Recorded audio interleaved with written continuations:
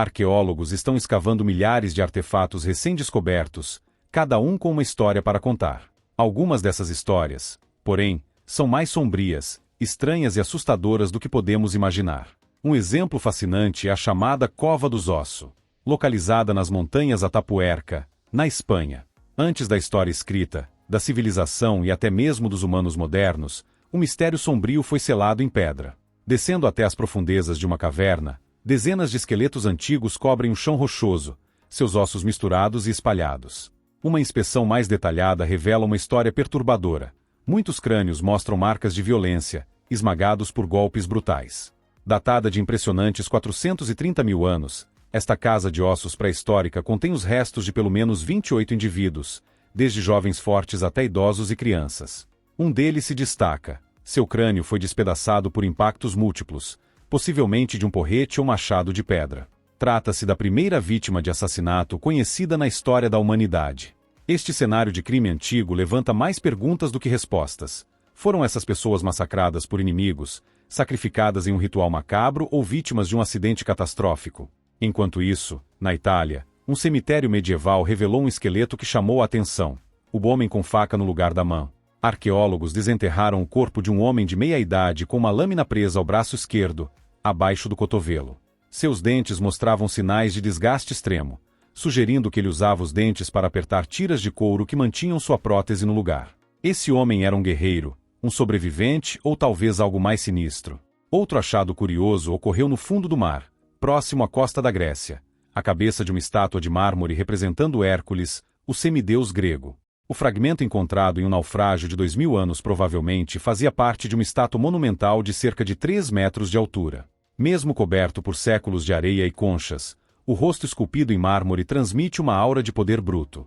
Enquanto algumas descobertas nos impressionam com sua grandiosidade, outras nos lembram de tragédias sombrias. Nas montanhas do Quirguistão, arqueólogos desenterraram os primeiros indícios conhecidos da peste negra, a pandemia mais mortal da história da humanidade. Túmulos antigos, datados de 1338 d.C., apresentavam inscrições relatando uma terrível peste que devastou a região. Análises de DNA confirmaram a presença de bactérias responsáveis pela peste, identificando o local como o ponto zero da doença. A partir dali, acredita-se que o contágio tenha se espalhado pelas rotas de comércio da Ásia Central até o Oriente Médio, Europa e África do Norte.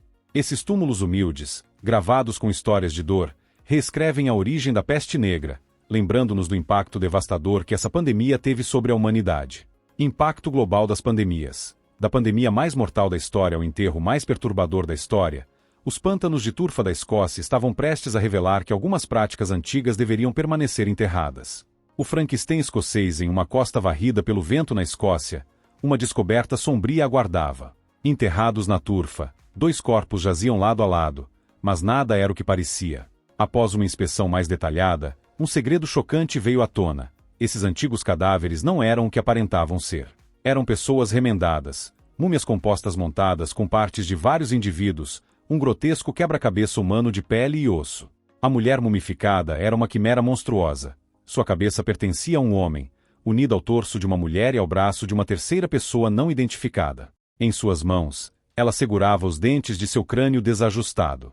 Ao lado dela, o homem foi costurado com partes de pelo menos 3 homens diferentes, uma abominação arqueológica datada de 3.000 anos, da idade do bronze escocesa. Essas macabras múmias levantam mais perguntas do que respostas. Essas almas desafortunadas foram vítimas de um assassino perturbado, desmembradas e reconstituídas como troféus perversos.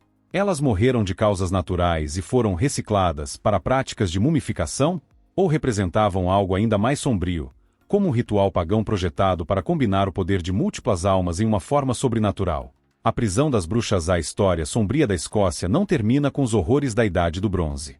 Séculos depois, o mesmo solo absorveu as lágrimas de mulheres inocentes marcadas como bruxas.